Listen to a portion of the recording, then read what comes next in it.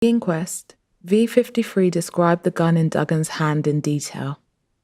He said, "I can make out the trigger guard, I can make out the barrel, and it's side on to his body, and there's a black sock covering that weapon." But he also said that he didn't see Duggan throwing the gun.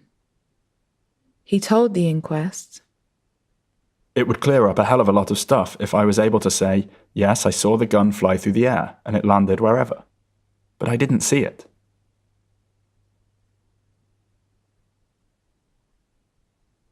V53 was standing around 3 meters away from Mark Duggan, looking directly at him. If he could describe the gun in such detail, is it possible that he missed it being thrown? What would the scene look like from V53's perspective? First, here is his view without a gun in Duggan's hand.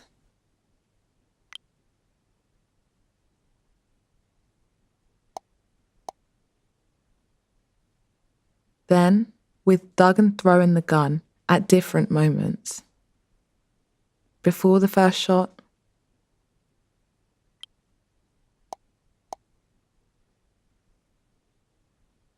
after the first shot,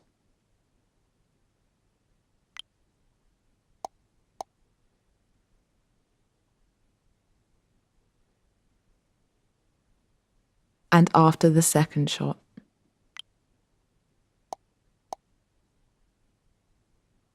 But a human's field of vision is not like what we see on a computer screen.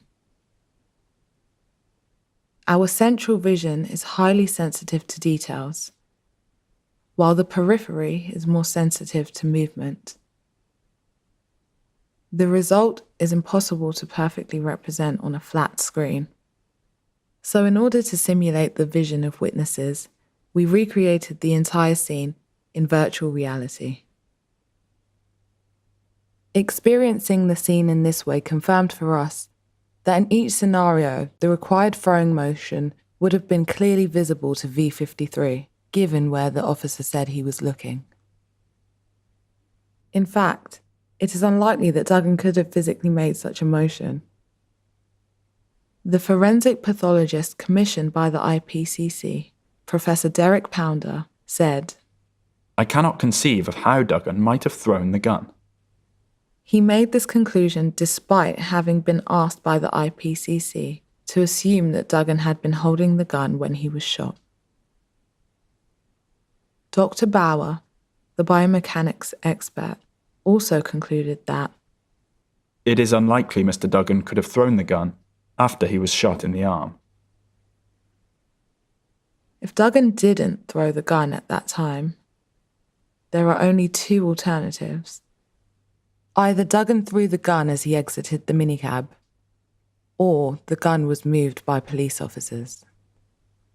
In both cases, Duggan would not have been holding a gun when he was shot and would have posed no threat to the police. In 2014, the inquest jury concluded that, more likely than not, Mark Duggan threw the firearm as soon as the minicab came to a stop. To test this theory, we needed to understand how the hard stop could have played out. The inquest was shown a video in which CO19 officers practiced a hard stop. Multiple officers described the Ferry Lane incident as a textbook hard stop. So we applied those timings to our animated model.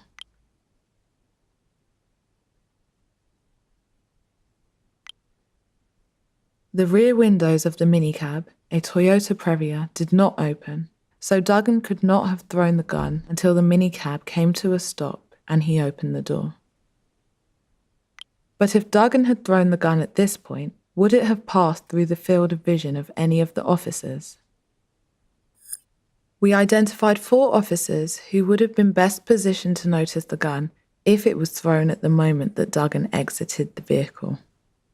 We replayed the scene from the perspective of those 4 officers. V53,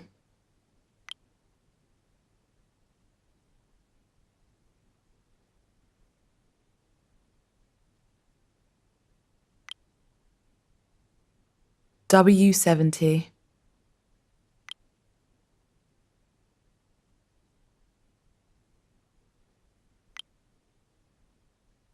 W56.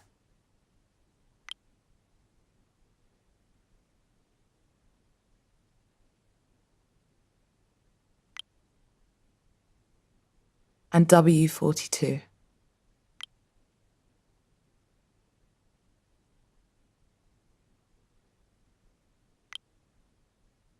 None of these officers said they saw the gun being thrown. In fact, W42 told the inquest, "There is no way Mark Duggan could have thrown the gun from the minicab and me not see it."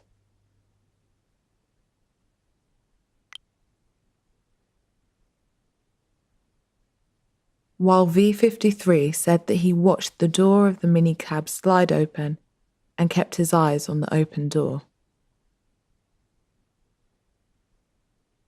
The verdict of the inquest jury, which was also rejected by the IPCC, requires that not just one, but at least 4 officers failed to notice the gun being thrown. With every additional officer who missed it, this scenario becomes less likely. This makes it even more important to consider the final possibility, that officers moved the gun after Duggan was shot.